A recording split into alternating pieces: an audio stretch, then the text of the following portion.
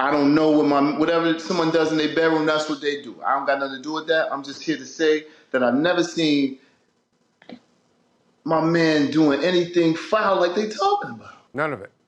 All of it. I mean, you know. I've never seen it. I've known him for 29 years. And then it's like with guys like 50, you know what I'm saying? Like Uncle Tom cats like that. You know what I'm saying? It's like you want to put me. I don't know if y'all saw the post where 50 posted about me. Of course, you guys seen it, Yes. right? Yeah.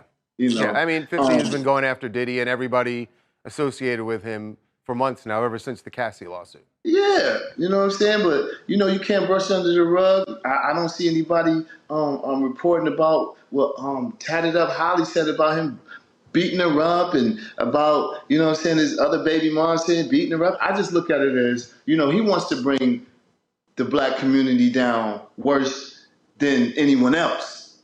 How is that so? I said what I said on my post, and I'm standing on that too.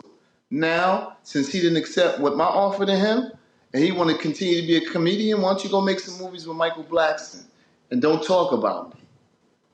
Okay. If you don't want to fight, if you don't want to donate to charity, donate the bread to charity and fight.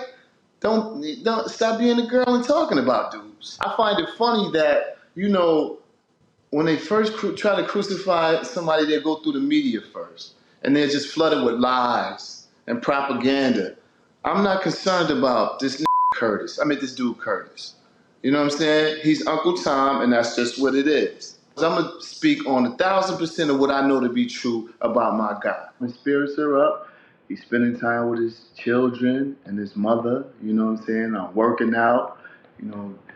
He's doing very well. I've known this guy for 29 years. See, I'm not just a guy off the internet trolling. I'm a first-hand witness. Stevie, it's my understanding that when the raid went down in Miami, were you on Star Island or were you actually at Diddy's house? I know you were in Miami. I was at his crib working in the studio. I was sitting outside the studio door, and I heard a big boom. Now, mind you, before we get into this, I'm not a spring chicken, even though I look fly and stuff. But I've witnessed some historical events of excessive force, but none like this since Saddam Hussein or El Chapo or Pablo Escobar even Osama bin Laden. I heard a big boom.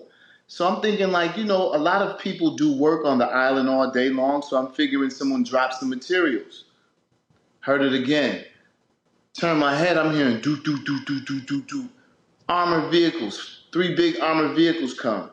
Dudes jump out, I got 50 dots on my shirt. Screaming, yo, get on the ground. I'm like, yo, really? I'm the only one here. Took me outside, I asked to speak to the higher ups. I asked was under arrest.